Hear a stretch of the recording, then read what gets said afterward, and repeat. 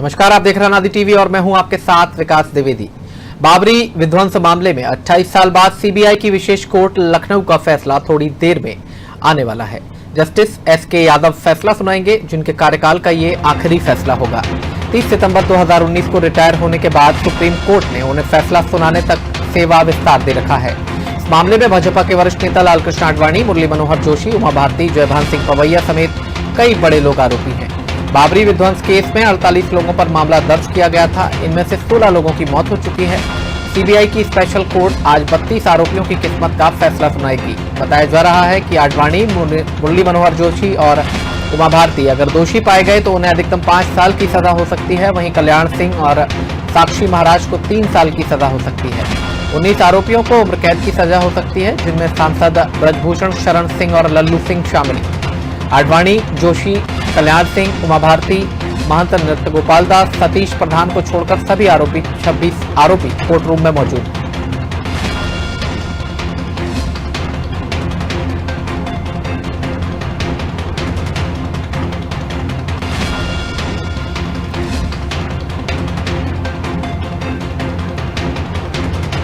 सिलसिलेवार तरीके से ये 28 साल बाद फैसला आने वाला है। बीजेपी के कई बड़े नेता इस मामले में आरोपी हैं। बाबरी विध्वंस केस में 48 लोगों पर मामला दर्ज किया गया था और इन लोगों में से 16 लोगों की मौत भी हो चुकी है। इसलिए आज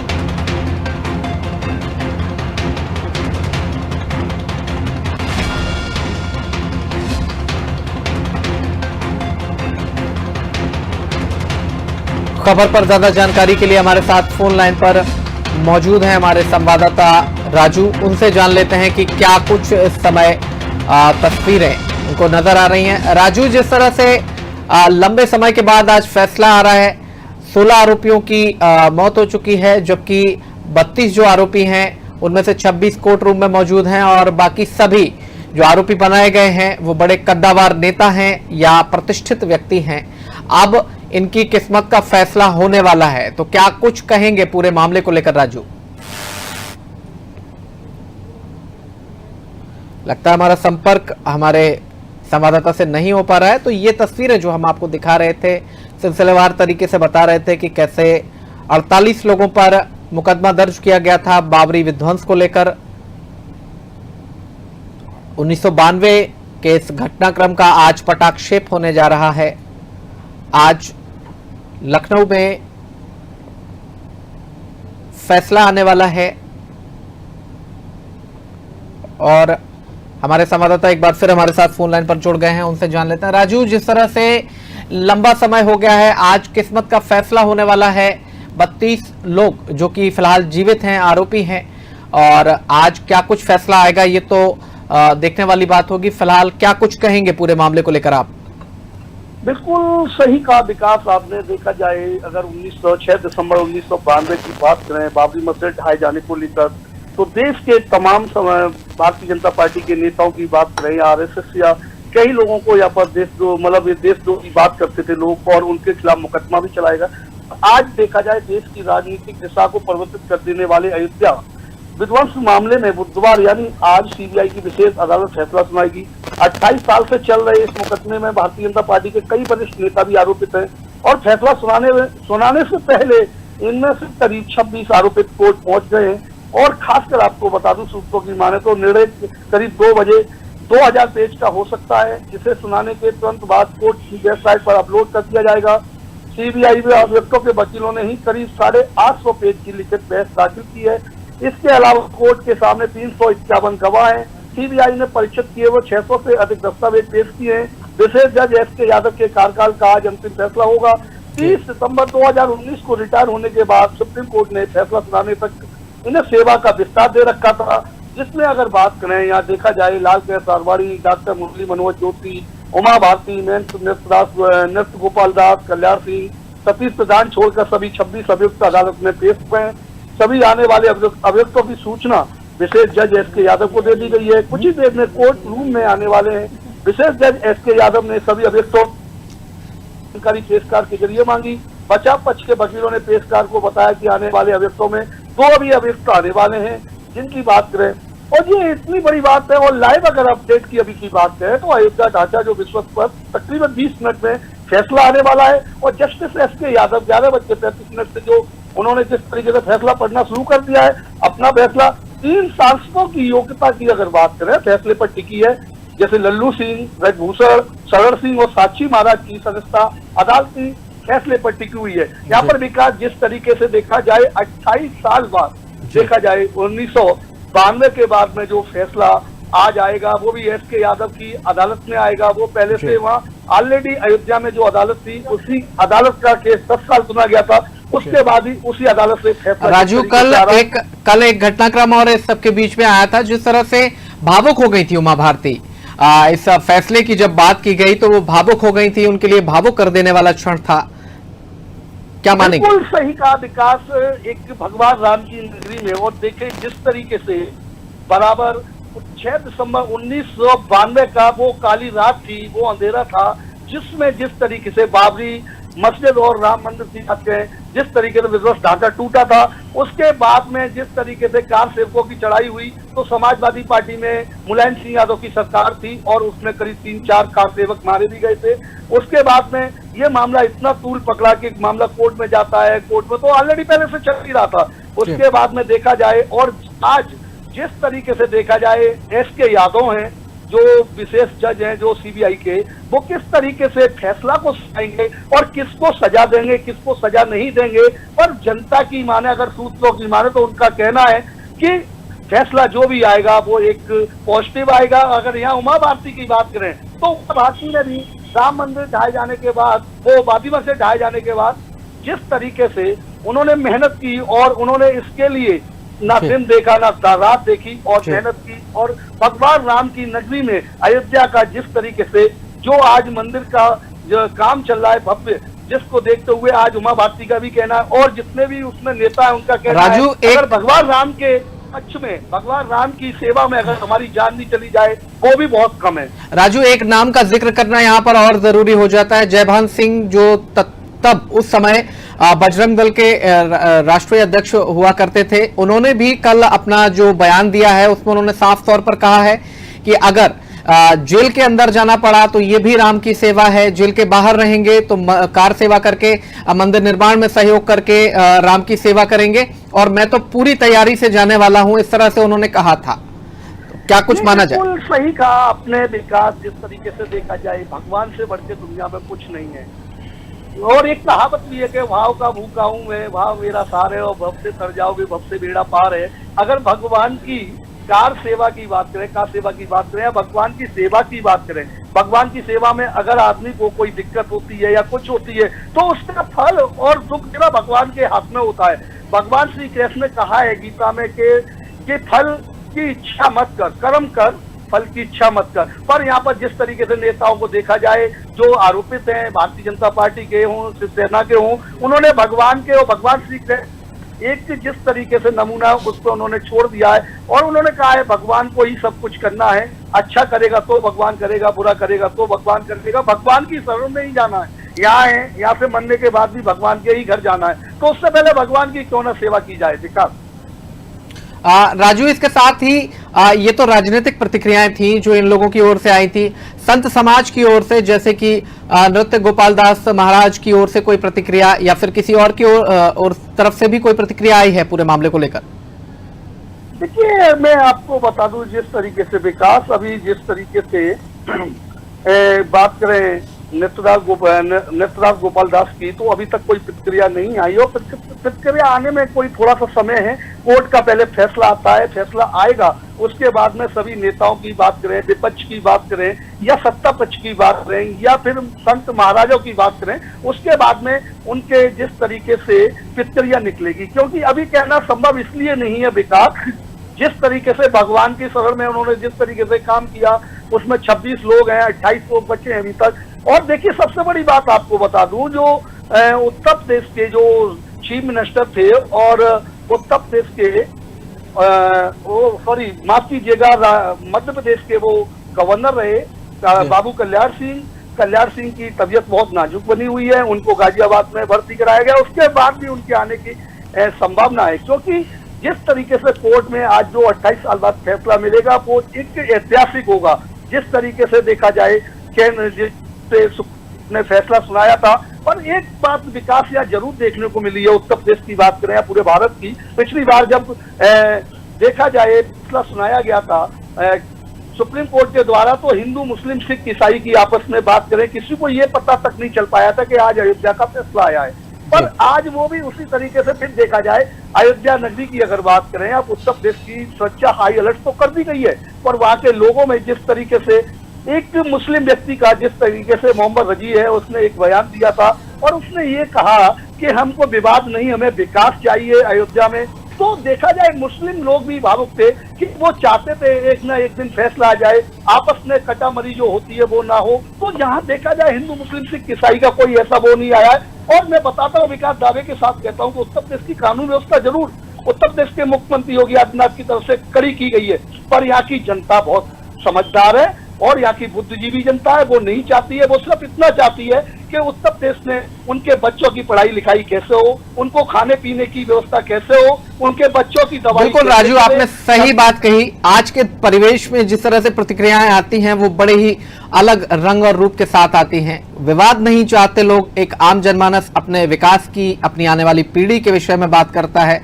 ये सकारात्मक बातचीत हो सकती है। फिलहाल जो फैसला आने वाला है राजू, उसे लेकर के हमने राजनीतिक प्रतिक्रिया और जो संत समाज है उसकी प्रतिक्रिया तो बताई ही हमारे दर्शकों को। वहां का आम जनमानस इस फैसले को लेकर के क्या कुछ कहता है? आप चूंकि क्षेत्र में रहते हैं, फील्ड में रहते हैं, तो क्या कुछ प्रतिक्रियाएं निकल करके आ रही हैं जमीन से?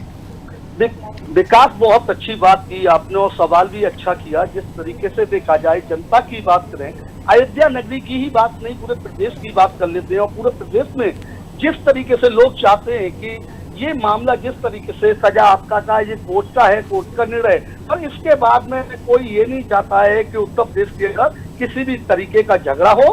उत्तर प्रदेश में देखा जाए एक कहावत भी है उत्तर प्रदेश में, पूरे भारत की, हिंदू बनेगा ना मुसलमान बनेगा, इंसान की औलाद है इंसान बनेगा। विकास यहाँ पर हर आदमी को विकास चाहिए और विकास इसलिए चाहिए कि बच्चे की पढ़ाई लिखाई फ्री में हो, मुफ्ती में, और दवाई भी उसकी मुफ्त मिले, उनके बच्चों की पढ़ाई लिखाई के बाद में उनको रोजगार मिले। उत्तर प्रदेश में यहाँ पर विकास कार्य हो, उत्तर प्रदेश के जो बच्चे हैं उनके सब तरीके से सरकार उनको नौकरी दे। उत्तर प्रदेश की अगर बात करें, उत्तर प्रदेश में जिस तरीके का माहौल है उसको जिस तरीके से सुधारा जाए और आपस में मानवता रहनी चाहिए। और देखिए, जहाँ मंदिर है वहाँ मस्जिद है। जिस तरीके से बात करें, जैसे अयोध्या की बात की, आज हम बात कर लें मथुरा की, तो मंदिर और मस्जिद दोनों बगल में थे। तो वहाँ जिस तरीके से जोधा भी थी, अकबर भी थे, दोनों की पूजा अर्चना अलग अलग थी। वो नमाज पढ़ते थे, अकबर तो जोधा अपनी पूजा करती थी, आपस में इतना तालमेल था, अगल बगल में एक ही दरवाजा था। पर आज जिस तरीके से देखा जाए और उस तरीके से जनता में भावुक है और जनता नहीं चाहती है उत्तर प्रदेश में क्या कुछ भी हो। जनता को सिर्फ विकास कार्य चाहिए, अपने बच्चे कैसे पढ़ें, अपने परिवार कैसे चलाया जाए, सरकार उनके बच्चों की किस तरीके से सुरक्षा व्यवस्था मुहैया कराएगी। बच्चियां स्कूल जाती हैं, जो बात करें उत्तर प्रदेश में अपराध की गति बढ़ी हुई है, पर उत्तर प्रदेश की जनता ने मन बना लिया है किस तरीके से जनता जब तक रोड पे नहीं आएगी उत्तर प्रदेश का अपराध घटने का नाम नहीं लेगा। क्योंकि यहाँ पर जिस तरीके से देखा जाए यूपी के सीएम योगी आदित्यनाथ ईमानदारी से काम कर रहे हैं, पर वहीं पर उनकी ब्यूरोक्रेट्स की अगर बात की जाए राजू, वो सही काम नहीं कर रहे हैं। राजू, जिस तरह से अगर हम पूरा सिलसिलेवार घटनाक्रम देखें तो 1728 से शुरू हुई एक कवायद या शुरू हुआ ये विवाद जिसका पटाक्षेप हो चुका है इस वर्ष में, अगर हम उसकी पूरी कालावधि देखें तो 1728 में जिस तरह से मस्जिद बनाई जाती है, राम मंदिर का वो गिराया जाता है और उसके बाद लगातार अंग्रेजों के आने से लेकर उस स्थल को बाढ़ से घेरने से लेकर 1853 में पहली बार दंगे भड़कने से लेकर के और 49 में वहां मूर्तियां मिलने से अगर बात करें और उसके बाद लगातार पूरे घटनाक्रम की हम बात करें तो जिस तरह से मामला कोर्ट में जाता है और फिर उसके बाद भाजपा एक राम रथ यात्रा का आयोजन करती है और पूरे देश में अपने आप को स्थापित करती है।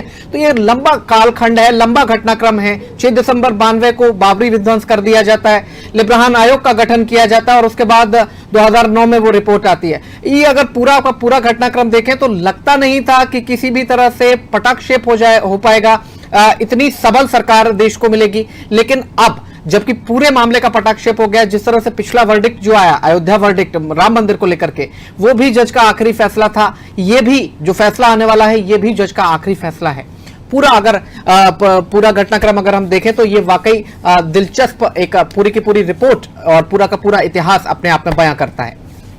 देखिए, पुरातत्व विभाग की अगर विकास बात करें, पुरातत्व विभाग ने जिस तरीके से 1856 की जो बात आपने की, जिस तरीके से उसने अपनी रिपोर्टें बात में, अंग्रेजों की बात करें, अंग्रेज कभी नहीं चाहते थे कि हिंदुस्तान में जिस तरीके से सभी अंग्रेज अपने देश को लड़ाना चाहते थे, वो अपनी गुलामी कराना चाहते थे। बिल्कुल ठीक बात कही आपने। जिस तरीके से देखा जाए, गांधी जी की बात करें, चंद्रशेखर आजाद की बात करें, वीर अब्दुल हमीद की बात करें, उन्होंने देश में लड़ाई लड़ी और अंग्रेजों को यहाँ से भगाया। अंग्रेजों के भगाने के बाद में जिस तरीके से मामला चलता है हिंदू मुस्लिम, वो भी हमारे देश की जनता नहीं चाहती थी। और पर आज जिस तरीके से फैसले की बात करें, जो पिछली बार की अगर आपने जो जिक्र किया है, जो अयोध्या का फैसला सुप्रीम कोर्ट ने सुनाया था, वो भी एक ऐतिहासिक फैसला था, वो सुनहरे अक्षरों में लिखा जाएगा। पर उत्तर प्रदेश में आज अयोध्या में जो जिस तरीके से फैसला आ रहा है, वो भी एक सुनहरे अक्षरों में लिखा जाएगा विकास। जो कि यहाँ की जनता ने, इसको कुछ नहीं है, मैंने आपको बताया, यहाँ की जनता सिर्फ इतना ही चाहती है विकास किस तरीके से हो, बच्चों की पढ़ाई लिखाई किस तरीके से हो। इस तरीके तमाम बातों को देखते हुए और बात करें, जब से चला आ रहा है मामला, ये बिल्कुल ऐतिहासिक है। बिल्कुल सही कहा आपने। उत्तर प्रदेश एक उत्तम प्रदेश बने, उत्तर प्रदेश की जो भी व्यवस्था है उसको सरकार निर्णय ले और उत्तर प्रदेश के ब्यूरोक्रेट्स पे अपना शिकंजा कसे, जिससे उत्तर प्रदेश की जनता को जिस तरीके का लाभ मिले। क्योंकि उत्तर प्रदेश में एक ऐसा है, और कभी भी कोई लड़ाई झगड़े वाला प्रदेश नहीं है ये, क्योंकि एक देखा जाए जिस तरीके से मैं देखता हूँ विकास, जिस थाली में हिंदू खाता है उसी में मुस्लिम खाता है, एक साथ खाते हैं, भाईचारा। बिल्कुल बिल्कुल सही। मेरा खून काट दिया जाए और का काट दिया जाए, मिला दिया जाए, कोई हिंदू मुस्लिम नहीं है। बिल्कुल सही बात कही आपने राजू। जिस तरह से आज ये चूंकि हाई प्रोफाइल मामला है पूरा, तो कोर्ट के बाहर और सुरक्षा व्यवस्था को लेकर के क्या चाक चौबंद इंतजाम किए गए हैं, मैं चाहता हूं कि आप हमारे दर्शकों को वो भी बताएं कि कितना कुछ तैयारियां सरकार के द्वारा की गई हैं। की अगर बात करें, उत्तर प्रदेश को सिक्योरिटी की अगर बात करें, हाई अलर्ट पर रखा गया है और पूरे प्रदेश की सुरक्षा व्यवस्था बढ़ा दी गई है। उसमें सीआरपीएफ की बात करें, बीएसएफ की बात करें और आपको पीएससी की बात करें, उत्तर प्रदेश की पुलिस की बात करें, पीएससी की बात करें, ऐसे तमाम खुफिया एजेंसियों की भी बात करें, वो लगा दी गई है।